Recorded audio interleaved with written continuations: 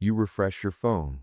Another wildfire. Another headline about ice melting somewhere you'll never see. Another expert saying we have 10 years left, or 5, or maybe we already missed the deadline. You feel that squeeze in your chest, that heavy feeling like you swallowed a rock. You want to care. You want to do something. But mostly, you just feel tired and scared and kind of hopeless. And then you feel guilty for feeling hopeless. It's like watching a car crash in slow motion, except you're inside the car, and someone keeps handing you the steering wheel, but the brakes don't work. This feeling has a name, but forget the fancy term. It's simpler than that. Your brain thinks the world is ending, but your body is sitting on a couch eating chips. That mismatch is what's crushing you.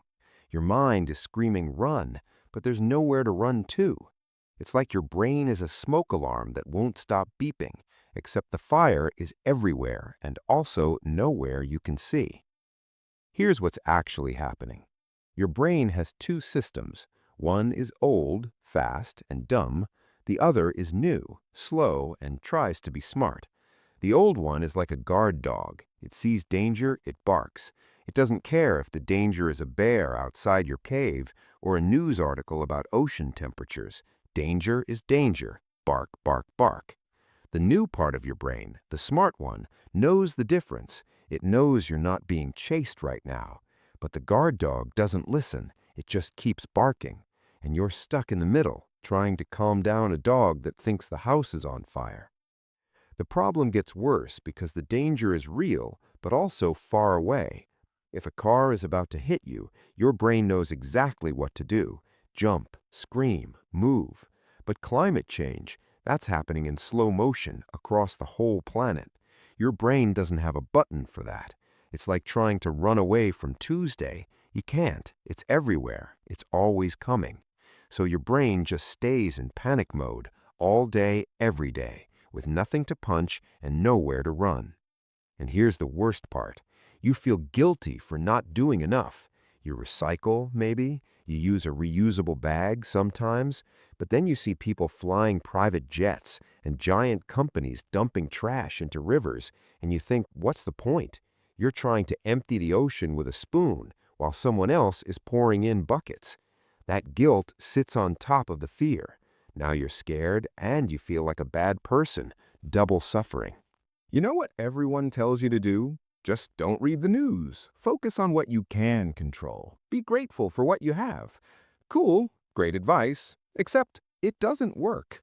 You can't just turn off your brain. And focusing on your tiny life feels selfish when the planet is melting.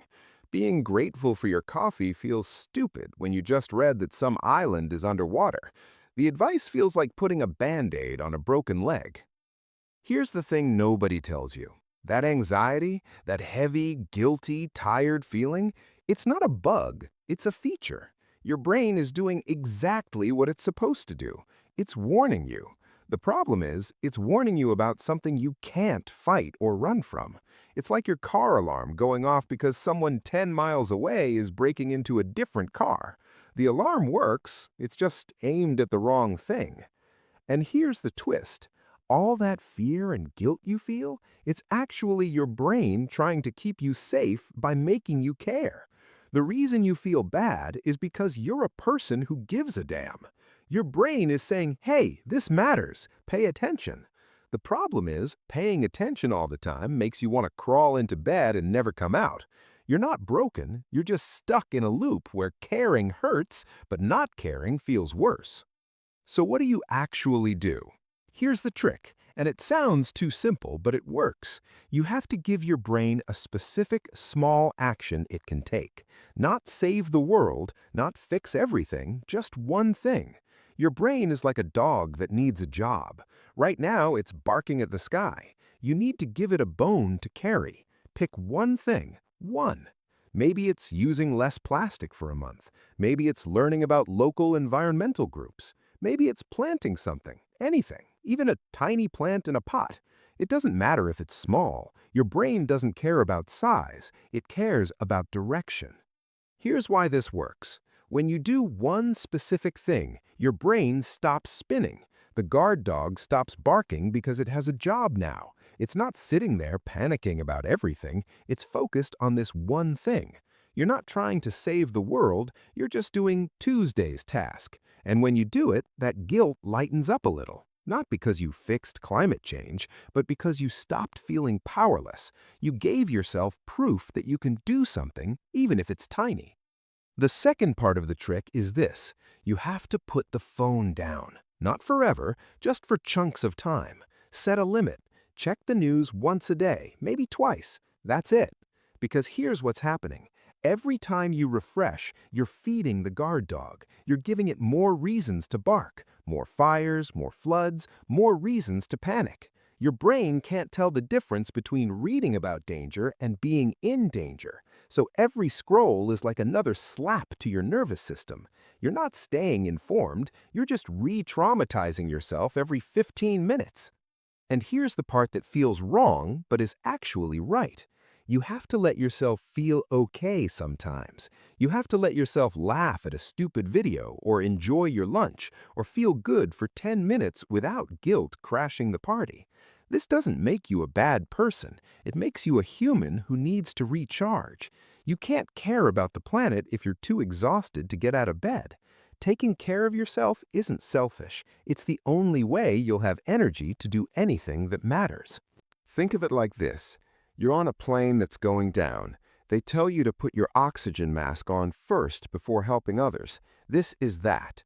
You're not ignoring the problem. You're making sure you can still breathe so you can actually help. Burning yourself out doesn't save anyone. It just adds one more tired, scared person to the pile. So here's what you do starting now. Pick your one thing.